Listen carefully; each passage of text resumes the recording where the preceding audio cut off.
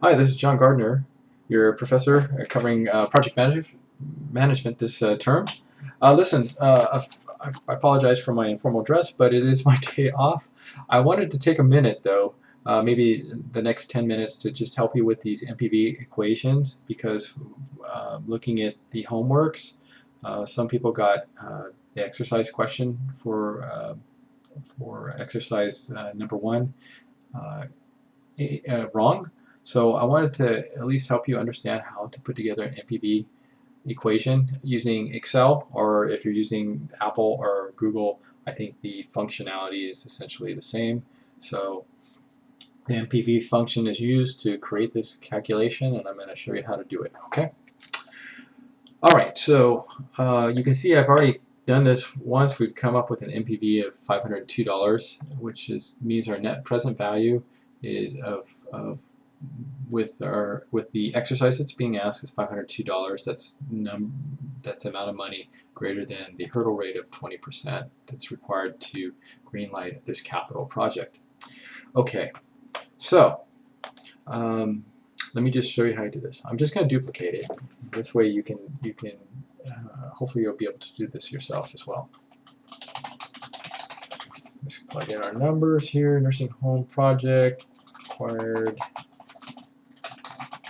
return.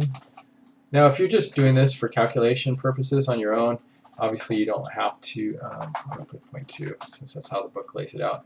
You don't have to put all these labels in it, but I'm just showing how you would put together this kind of spreadsheet. You may want to format it. There's a lot of ways to format it, but I'm just going to kind of lay it out here. And also maybe show you kind of how you can come up with these formats like I did. To create the nursing home center lined across multiple cells, it's very simple. Just highlight the range and then click this button right here. And sometimes you'll have to actually click the middle there just to justify it middle. I can bold it. I can increase the size. So basically, the same thing, right? Okay, so I'm just going to kind of follow the same format here. Okay, type year 0, 1, year 2, year 3, and year 4, and our net NPV. Right. So let's read the equation. It says a 4-year financial project is forecast to have a net cash inflows of $20,000, $25,000, $30,000, and $50,000 respectively over the next 4 years. It says it will cost $75,000 to implement, that's payable at the beginning of the project. So that means that for us to get this project paid for and for us to get this project off the ground is going to cost us $75,000. Okay, so just remember, when you have an outflow of money, it's always going to be a minus number. Here it's going to be 75,000, and let's plug in our numbers: 20,000, 30,000. Oh, excuse me, 25,000, 30,000, and 50,000.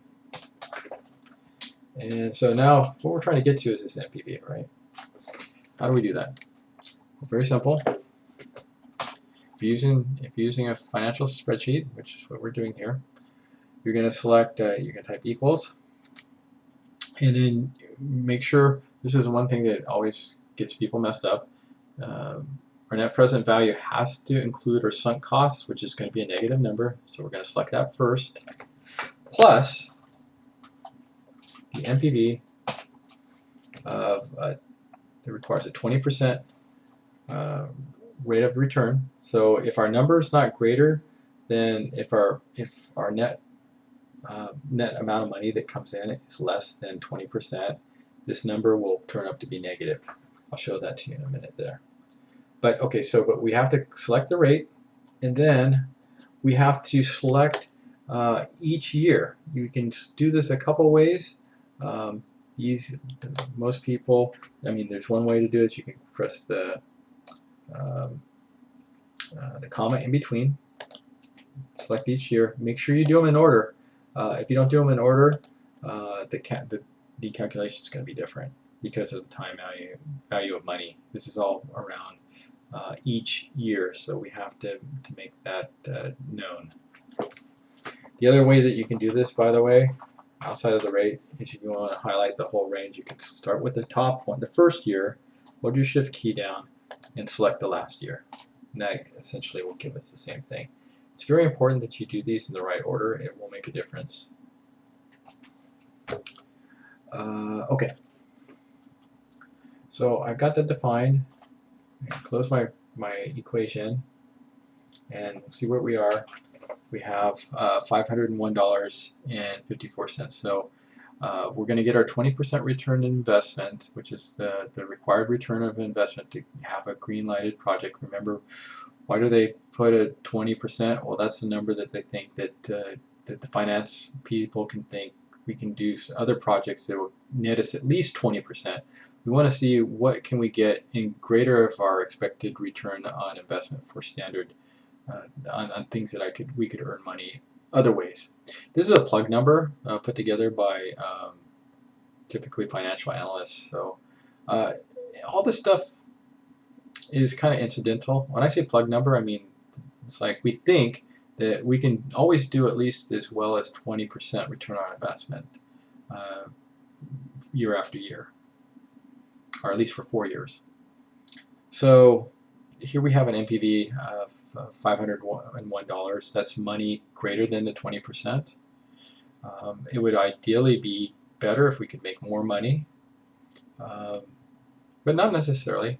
It depends on what the project is. As the book explains, you know, capital projects can be taken on for a number of reasons, even at a negative return on investment if they think they can make more money, you know, in the long run. Or maybe it's required by law, or maybe it's an area of expertise we want to get into, and maybe our return on investment is going to have a longer amount of time before we start seeing positive numbers, but we think we can overcome these total amount, like maybe if it were spread out over 10 years as opposed to 4. So a lot of reasons why it can work one way or another. Okay, so that's basically it. I just want to tell you a little bit about formatting. Let me give you some things here. If we want to bold this, you can find bold over here, or you can press Control B if you're using Excel. Same with the year. I'm going to bold it, bold this. If we want, we can put this in little squares if we want. I mean, there's so many different ways you can do this. I can move this over maybe. It really comes down to how you want to set it up. I'm going to just back it out here. Typically, in terms of formatting, just so you know, when we're dealing with capital budgets or any type of financial statement, we're typically not going to use this method of just having numbers here, or we're not going to have, we're not typically going to use what we call a currency format, because seeing a negative here is a lot more difficult than if we were to use the accounting layout, and I'll show you how you do that. Notice this is all set at general currently. What we may want to do is change this to accounting.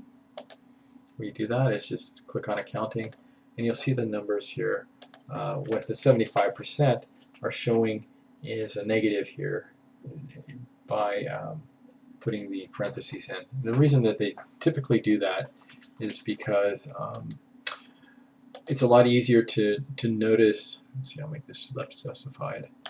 It's a lot easier to notice a parentheses than it is to notice a negative sign. So that's the reason why accounting numbers are usually work that way.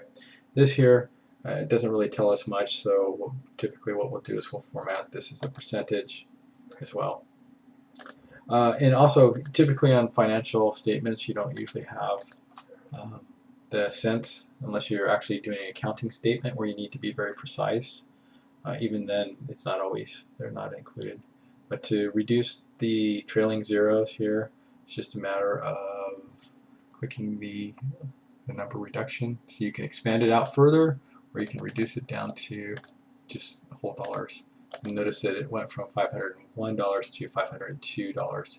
If we change the required rate of return, notice it's going to make a major difference. Say instead of 20%, the minimum rate of return up front for these types of projects is 15%. Notice that our number moves to $99,608 over 15%. So, or if we put it up to 21%, notice that we're running at a deficit. So there's a number of ways to justify these types of numbers. People use these arbitrary plug numbers. This number here is usually established by the financial and accounting people for most corporations, and it may change. You know, they may greenlight something even if they don't expect it's going to do as well.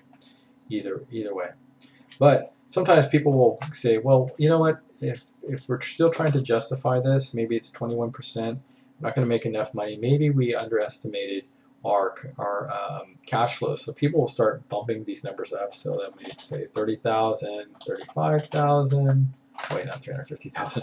35,000, 50,000, and then 75,000, and 75,000. There we go. And all of a sudden our NPV now goes up to 36,911. Now you can put these numbers in, and it's perfectly fine. This is how these types of capital projects get put together very often. But you have to be able to justify your numbers. If you're going to say that you're going to make 30,000 year one in positive cash flow, you need to be able to explain how you're going to make that, and how that's not an too high of an estimate, or so. Basics. I hope that helps. I think that's really simple. There are other ways to calculate NPV if you have a financial calculator. You may have to pull out the online guide to figure out how to use it, but like HP Financial Calculator, for example, can help you buzz right through this, but frankly, it's easy, just as easy, if not easier, using a spreadsheet. This way you have something to turn in as well. So just want to make you aware of this, and if you have any questions or concerns, let me know. Okay, hope that helps. Have a good weekend. Take care. Bye.